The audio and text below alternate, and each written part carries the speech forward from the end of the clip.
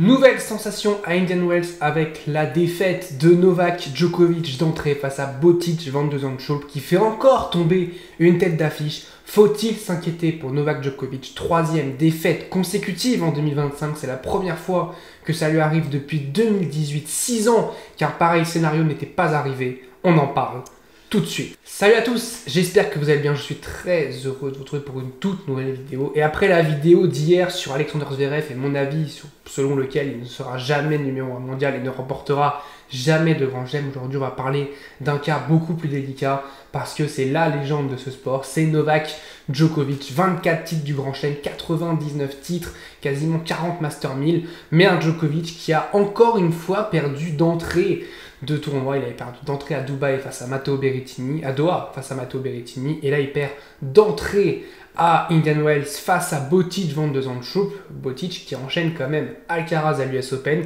qui met à la retraite Rafael Nadal en Coupe Davis, qui bat Kyrgios qui était totalement diminué, qui bat la Novak Djokovic, qui a fait beaucoup de fautes, un très mauvais Novak Djokovic, mais justement il va falloir parler un peu de ça parce qu'on commence à avoir des matchs de Djokovic qui commencent à devenir de plus en plus inquiétants. Il y a eu cette embellie à l'Open d'Australie qui a été énorme, où il fait vraiment un super tournoi, et puis on rappelle, il n'y a quand même pas un tableau facile, notamment Marat au 3e tour, il l'a désossé, mais c'était pas non plus un match cadeau. Les HK en 8e de finale, pareil, il l'a désossé, mais c'était pas un match cadeau. Le quart face à Alcaraz, où il arrive, même en étant diminué et à l'adducteur, il arrive à sortir une performance, une prestation qui est exceptionnelle. Et puis face à Zverev, je l'ai trouvé même bon pendant ce premier set, là où Zverev n'a pas réussi à saisir les occasions. Donc on a eu un Novak Djokovic qui était très bon à l'Open d'Australie, mais à part ça, à Brisbane, c'est défaite face à Opelka, qui pourtant est un style de jeu qui lui correspond bien, un gros serveur, un joueur où il peut l'amener dans l'échange, l'amener côté revers, lui retourner ses services. Il perd ce match, il perd face à Matteo Berrettini, où il a toujours eu il a toujours gagné face à Berrettini, pareil, mais voilà, il a toujours eu un bon head-to-head face à Matteo Berrettini. Il a toujours eu le jeu pour gêner Matteo Berrettini, notamment l'enfermer côté revers. Et puis là, défaite face à Botic Van de Zandschulp, c'est aussi quand même assez inquiétant. Mais c'est à nuancer, des nuances. Est-ce qu'on est inquiet? Oui, un peu. Mais est-ce qu'il faut nuancer? Oui, aussi, parce que ça reste Novak Djokovic. Et on va en parler tout de suite de pourquoi. Tout d'abord, on va commencer par les raisons pour lesquelles on est inquiet pour Novak Djokovic. La raison principale, c'est l'âge, évidemment. Chaque année, il prend un an de plus. Et puis au bout d'un moment, on se rapproche d'un moment où Novak Djokovic ne va plus pouvoir être performant comme il le souhaite. Est-ce qu'on est en train d'arriver à ce niveau-là? Peut-être, parce que j'ai quand même l'impression... Là, il a dit qu'il était motivé pour jouer ce Double Sunshine. Et au final, il perd d'entrée face à un joueur qui...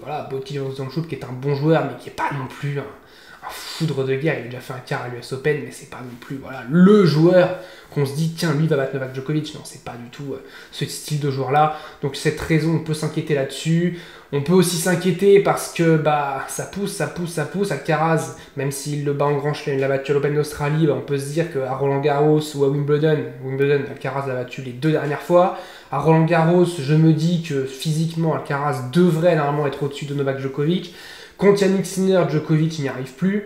Donc voilà, il y a ces joueurs-là. Contre Zverev, j'ai toujours un peu ce questionnement de me dire est-ce que psychologiquement il n'est pas encore au-dessus de Zverev? Et je pense que oui. Donc il y a quand même des raisons de s'inquiéter sur ces joueurs-là. S'il arrive face à un Sinner, face à un Alcaraz très très tard en grand chelem, surtout face à Yannick Sinner contre qui il a vraiment beaucoup de mal. Et puis voilà, si en plus il perd des sets au fur et à mesure de ses matchs, il peut arriver un peu physiquement fatigué, parce que l'âge, comme je dis, l'âge c'est la raison principale. Ensuite, question quand même aussi très importante, c'est la motivation. On sait que Djokovic est un joueur qui a toujours été le chasseur. Il a toujours été le chasseur de Roger Federer et de Rafael Nadal. Son but à chaque fois, c'était de les rattraper et de les dépasser. Et là, il a tout fait. Il a fait tout ce qu'il voulait. Il a rattrapé Federer et Nadal en grand chelem. Il les a dépassés même en 2023. Et Federer, il a dépassé en 2021. Il a rattrapé ces joueurs-là. Il les a dépassés. Maintenant, là, il a remporté les Jeux Olympiques. Ça aussi, c'est ce qui lui manquait. Il fallait chasser Nadal qui avait remporté les JO. C'est chose faite. Alors, ok, on peut se dire, oui, il y a le 100e titre. Mais le 100e titre, c'est un peu annexe pour moi. C'est pas un objectif. Si Djokovic arrête à 99 titres de sa carrière avec ses 24 grands chelems, ses Jeux Olympiques, son record en Master 1000, son record en Masters, son record d'année numéro 1 terminé, son record de semaine en tant que numéro 1 mondial, on s'en fiche de ces 100 titres honnêtement, et il le sait que c'est un objectif annexe, et qu'inconsciemment je pense, même si inconsciemment je pense qu'être passé devant Federer et Nadal, et d'être vraiment bien passé devant, ça peut jouer aussi un petit peu sur Sur sa motivation, on rappelle que Djokovic a déjà eu une chute un peu de motivation quand il remporte Roland Garros, qui était son objectif principal en 2016, qui est le seul grand chelem qui lui manquait. D'ailleurs, il a eu une grosse décompression pendant un an. Après, il est revenu à son top, mais il a eu une grosse décompression. C'était très compliqué pour Novak Djokovic de revenir à son top. On a vu, en plus, il s'est blessé au coude à ce moment-là. Après, il y a eu la défaite face à Cecchinato en Roland Garros 2018, et bien après, c'est reparti comme avant. Mais ça veut dire que voilà, cette chute de motivation, peut-être qu'il l'a aussi inconsciemment. Et le fait qu'aussi Federer et Rafa ne soient plus là, on sait que souvent la rivalité pousse à être beaucoup plus fort, à pousser ses limites, à repousser ses limites. Et là, le fait qu'il n'y ait plus Federer et Nadal, ces deux principaux rivaux, peut-être qu'aussi inconsciemment, je dis pas que consciemment il se le dit, mais qu'inconsciemment, ça joue peut-être un petit peu sur sa motivation. Et puis pareil, les Master 1000, je pense que ça joue aussi inconsciemment sur sa motivation. Je pense que les Master 1000, pour lui maintenant, c'est juste une variable d'ajustement. Et vraiment, le juge de paix chez Djokovic, ce sera les grands chelems. Et on l'a vu à l'Open d'Australie, il a toujours été capable d'être présent. Là, je suis en train de parler des choses un petit peu pour dire qu'on peut nuancer pourquoi il faut s'inquiéter. Et puis pareil, Indian Wells Miami, alors ok, il a déjà fait 4 fois le doublé, mais depuis 2016, les résultats de Djokovic sur ces deux tournois, ils sont cataclysmiques. Il y en a des fois, il ne les a pas joués, notamment en 2019, il perd très tôt, il perd en 8e à Indian Wells et à Miami. L'année dernière, il perd premier tour face à Luca Nardi. Donc, pareil, il n'y a pas de raison aussi de se dire, c'est deux tournois qui en ce moment ne lui réussissent plus. Voilà, ça lui a réussi par le passé, mais là, ça ne lui réussit plus. Il a aussi été très surpris, il l'a dit après en conférence de presse qu'il a été surpris par la surface, comme beaucoup de joueurs. Il paraît qu'ils avaient accéléré la surface, au final ils l'auraient ralenti. Bon bref, ils font que ralentir les surfaces, mais ça c'est un autre débat. Mais il a dit qu'à l'entraînement, les terrains, la balle rebondissait beaucoup plus bas que sur le court central sur lequel il a joué. Il a dit qu'il a eu du mal à s'adapter justement à ce rebond. Donc un peu compliqué, 37 fautes directes pour Novak Djokovic, c'est pas un bon match. Vraiment, c'est pas un bon match du tout de Djokovic, mais moi, j'ai toujours envie de nuancer parce que ça reste une légende et on sait qu'une légende, si on l'enterre, il peut nous faire fermer notre bouche dans 2 semaines en gagnant Miami. Donc, même si ça me paraît très compliqué. Et voilà, il a quand même dit, de temps à autre, je réussis un très bon tournoi, mais la plupart du temps, c'est une bataille. Il le sait qu'en ce moment, il a besoin de batailler pour réussir à gagner des matchs, à passer des tours. C'est très très compliqué, et on sent peut-être que, alors oui, maintenant qu'il n'y a plus Federer, plus Rafa, ça va être à lui qu'on va poser la question. Quand est-ce que t'arrêtes, Novak? C'est un peu ça. La question qu'on va se poser, on va toujours lui poser cette question. On l'a posé tout le temps à Roger, même à partir de 2013, on a commencé à lui poser quand il s'est fait mal au dos. On a commencé à lui poser en 2013, on lui a posé en 2016.